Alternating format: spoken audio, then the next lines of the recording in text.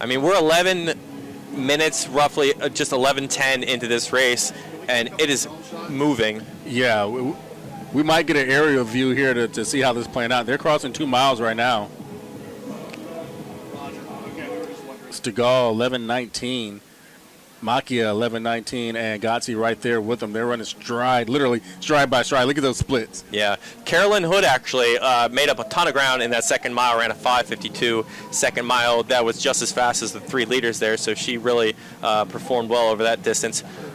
One name to mention here, 9th, Sofia Rodriguez, is actually 8th grader, I believe.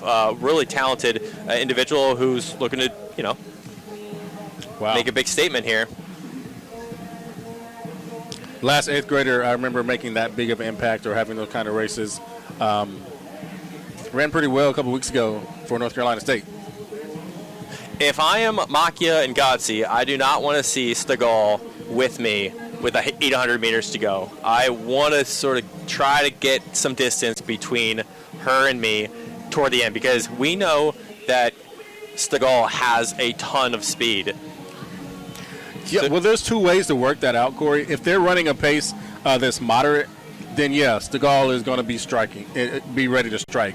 But if those 2 are making her push, like have her at the height of her speed reserve, then she doesn't necessarily have that kick, but neither do they. So if they're going at it like early in the race, but if she's sitting back, she's just ready to attack. But we'll see as the race progresses which part of the story that is. It looks like Macchia and Stegall have distanced Godsey here in the 3rd mile here. Stegall and Macchia are matching each other's moves down the stretch, and I think this might be a two-girl race down the stretch. Godsey is in 3rd. She is trying to finish out strong as well, but this race has really turned the corner for Macchia and Stegall. If we look at the 2-mile team point race, Mountain Vista is still out of control firmly by about 19 points, but the Bruins are right there. They're very close. Bentonville 3rd. Orem has made some distance, and they made some distance up. And Bruins XC also has moved up.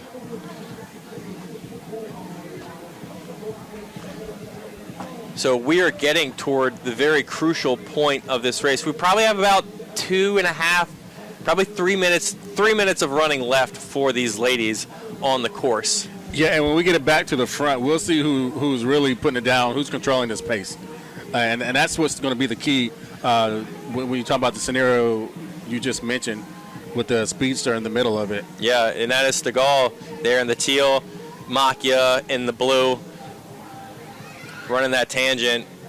Godsey's on their left. But I think Macchia has a lot of depth to her, a lot of foundation. I think, she could show us something that we haven't seen before. Yeah, I mean, we saw her shaking her arms out a second ago. Yeah. She could just be in her zone, but, I mean, it's a 3-piece race again. It was just 2 girls before, now it's 3 of them. And that pace has kind of distanced Stegall now. Now it's Macchia and Godsey coming back. And you say Stegall is the one with the lethal kick, right? She is, but she's fallen off a little bit. And now this is what these young ladies need to do if they know that. Run that out of her early. And not allow her to be sitting back. Yeah, the Oaks Christian underclassman Payton Godsey putting on the gas on the field with 800 meters left, less than 800 meters left. She's leaving Macchia a little bit in her wake here. Look at that distance she's covered here in the last 30 seconds. We thought that she was getting left. Yeah. And then, boom, just like that. She's got 10 meters. The California State champion really looking comfortable here down the stretch at Running Lane. Now, can Oaks Christian, her team, come with her in the 3rd mile and really make up some ground? And we're at 15, just over 15:50, so maybe a minute or so running left to go. Well, over a minute. Godsey looking to break 17 minutes here on the course. She's run a beautiful race so far.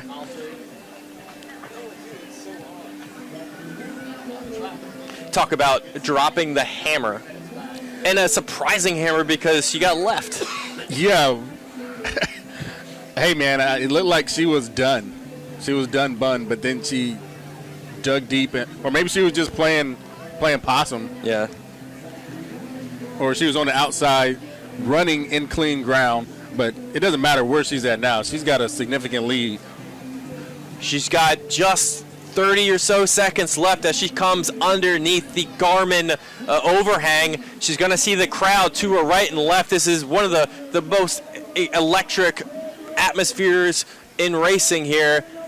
Godsey's coming home for the win here in the girls' gold championship race. Yeah, and here's the crowd. They're trying to bring them home here. They're lined up. They're ready to see the show. And I could only hope they were paying attention to the race from what we just saw. This was some amazing running. And this is Godsey coming home here into the final stretches. Makia following her.